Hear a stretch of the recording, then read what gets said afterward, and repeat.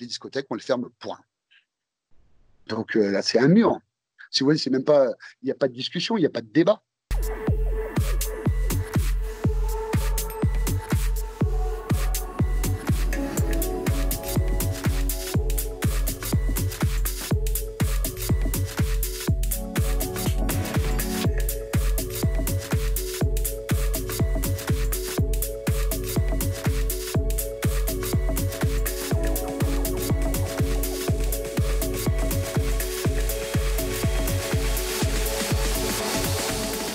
Dernièrement, j'ai fait l'investissement dans du matériel et ben du coup, je comptais, grâce à la saison d'été, ben justement financer ça. Et du coup, tout ça, je l'ai j'ai sur le doigt, sur le dos.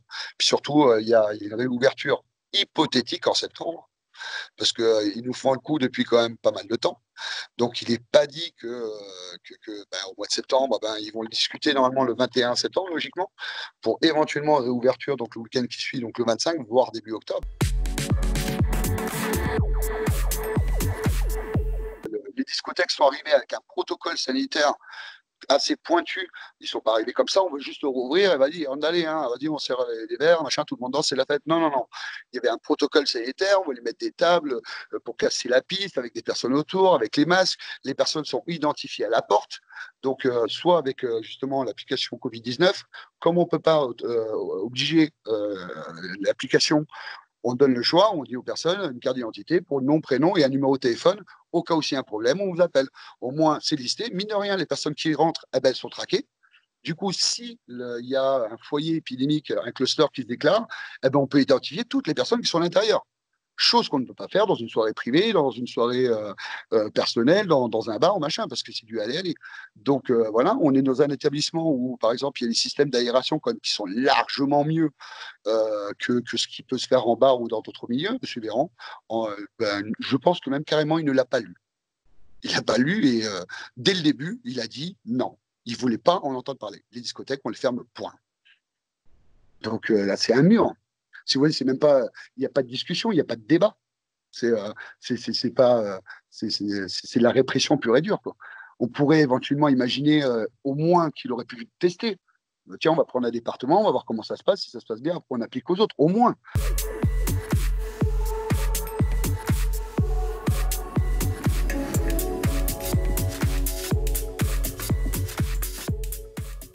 Moi, je suis DJ dans une fête de village. Donc, les fêtes de village, c'est 200, 300, 500 personnes, on va dire. Moi, j'avais une fête début juillet. Par exemple, il devait y avoir 300 personnes.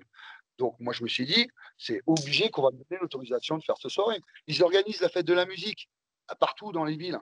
Donc, elle est où la différence entre mettre des milliers, des dizaines de milliers de personnes dans les rues de Paris et moi, au milieu, dans un village, en plus en Occitanie, où c'est quand même une région qui est légère. Donc, moi, je me voyais optimiste. Donc, comment je peux comprendre, moi, à mon niveau, que ça, c'est autorisé et moi, on ne me l'autorise pas? Quand je vois que les bars sont ouverts, que tous les bars à ambiance, ils sont blindés, qu'ils ils sont comme ça, là, sans masque, machin, que ça danse, on se croirait limite dans les mini-discothèques, quoi.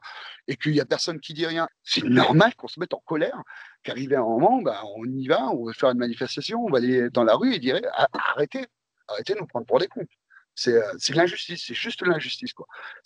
Voilà, moi, comme je le disais, je le dis souvent, on est des pestiférés.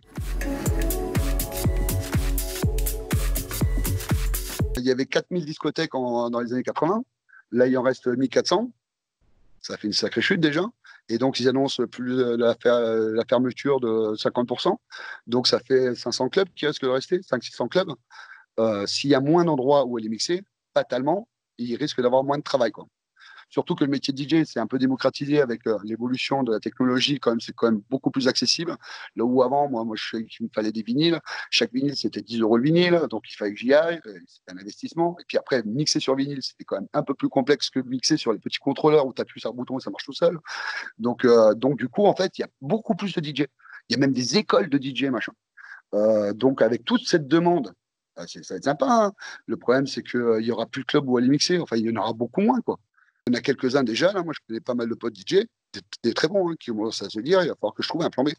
Parce que c'est pas dit que d'ici l'année prochaine, mon métier soit viable. Donc oui, il y a une grosse inquiétude.